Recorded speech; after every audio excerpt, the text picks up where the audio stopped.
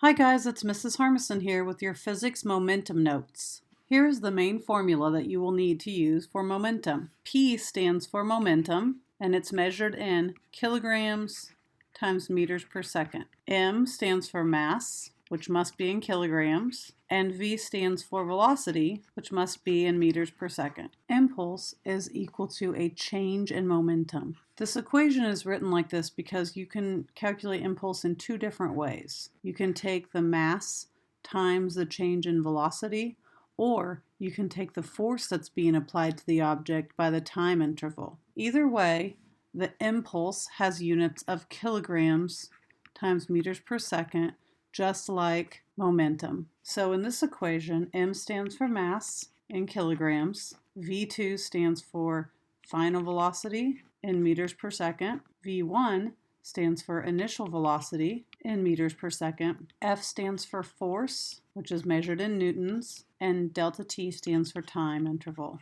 which is measured in seconds. Now this equation looks really complicated, but don't be overwhelmed. It's not complicated at all. What this equation is telling us is that the momentum before a collision is equal to the momentum after a collision. There are two different types of collisions that we're going to talk about. There are elastic collisions, in which the objects bounce off one another, and then there are inelastic collisions in which the objects stick together. This first ending of the equation is what you will use when you have an elastic collision, when you still have two separate objects after the collision. And then if you have an inelastic collision where the two objects stick together, you will just put this ending in instead of this original ending. Either way that you use the equation, M stands for mass, measured in kilograms, V stands for velocity, measured in meters per second, and this is a really important part of it. The velocity, if the object is moving to the right, is going to be positive.